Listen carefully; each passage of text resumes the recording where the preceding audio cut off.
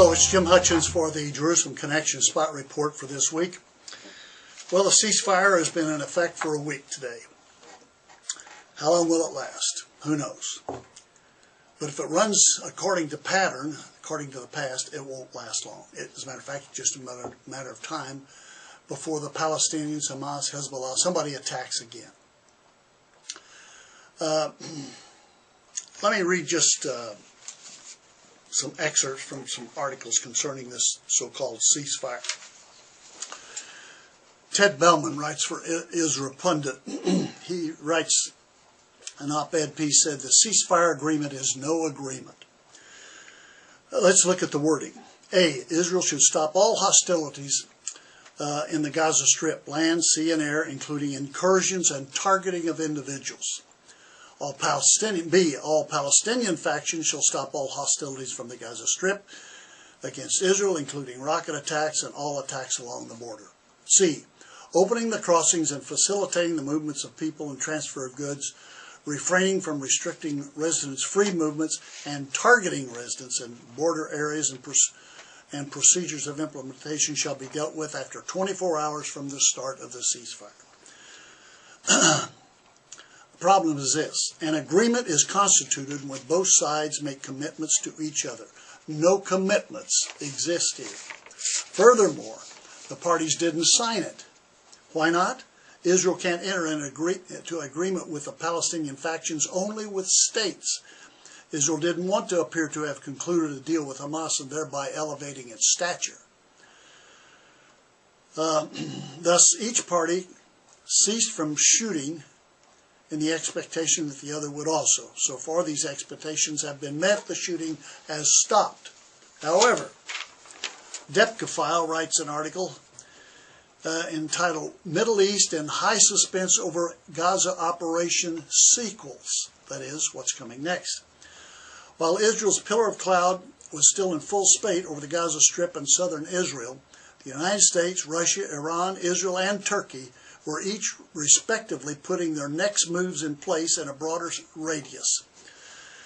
As for Tehran, Saturday, November 24th, President Mahmoud Ahmadinejad phoned the Hamas prime minister in the Gaza Strip, Ismail Haniyeh, and the jihadist Islamic leaders to assure them that Iran will continue to supply them with munitions as before and fulfill their depleted arsenals within weeks.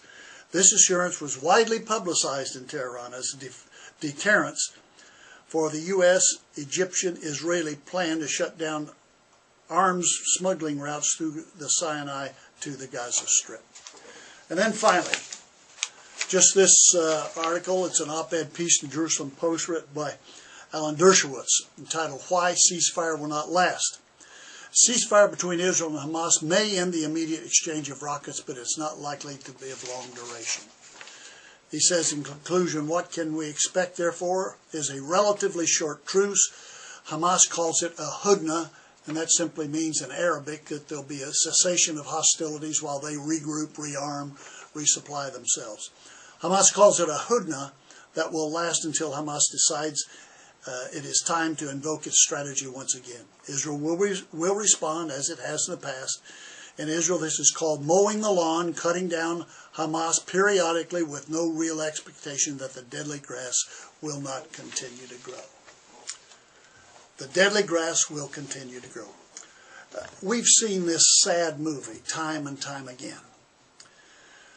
Israel is attacked by Arabs, by Palestinians. They respond, and when they're getting the upper hand, there's always a ceasefire that's imposed by the U.S., the UN, the EU. And so it's never brought to a conclusion. There are no commitments nor agreements that have been signed. That's going to continue. We're going to continue until we recognize that something has to be brought to a conclusion. Jews and Christians alike who understand their Bible know that before Messiah comes, there is to be a colossal clash. Zechariah speaks of it in chapter 12. A colossal clash between Israel and the surrounding peoples. Israel will win that.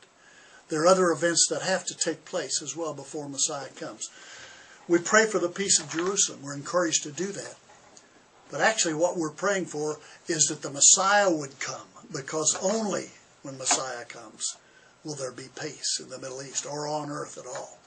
He's the one that brings peace. It will not be generated by diplomacy or ultimately by militarily. But by military action, this ongoing saga can be ceased. I think that's very important for this day. Knowing that this colossal clash must take place, I say, let's get on with it. Let's get on with this. Let's give war a chance. Till next week, Od Ki Yavo Shiloh, or until Messiah comes, Shalom Aleichem.